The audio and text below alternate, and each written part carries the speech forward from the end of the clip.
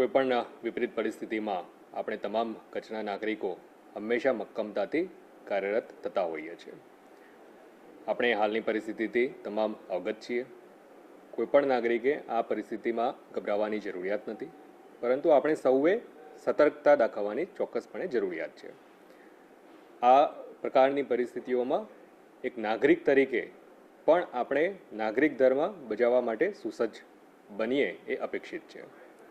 કોઈપણ પ્રકારની અફવા ઉપર આપણે ધ્યાન ના આપીએ. કોઈપણ પ્રકારના એવા વિવાદિત પોસ્ટ હોય, અસંગત બાબતો હોય, એને સોશિયલ મીડિયાના કોઈપણ પ્લેટફોર્મના માધ્યમથી આપણે એને ન ફેલાવીએ.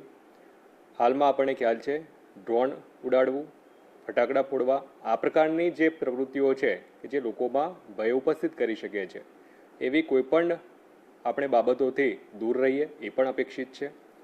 આપણે વહીવટીતંત્ર તરફથી બ્લેકઆઉટની અથવા તો કોઈપણ સૂચનાઓ આપવામાં આવતી હોય એને ખૂબ ગંભીરતાથી આપણે લઈ અને એનું ચુસ્તતાપૂર્ણ આપણે પાલન કરીએ એ પણ નાગરિકો પાસેથી અને આપણા સૌના પાસેથી એ અપેક્ષિત છે. ત્યારે આપણે સૌ એનું પાલન કરવા કટિબદ્ધ બનીએ. ખાસ કરી કચ્છના જે આપણા નાગરિકો છે એ નાગરિકોને મારી એ પણ અપીલ છે, આપણે હાલના સંજોગોમાં બિનજરૂરી રીતે આપણી અવર જવર ક્યાંય પણ હોય એ ટાળીએ.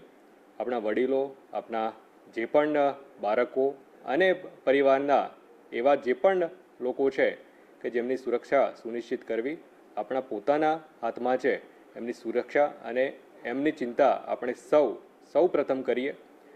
મારી આપ સૌને વિનમ્ર અપીલ પણ છે, નાગરિક ધર્મ તરીકે આપણે સૌ સ્વૈચ્છિક બ્લેકઆઉટમાં પણ સહયોગ આપી અને જોડાવવું જોઈએ.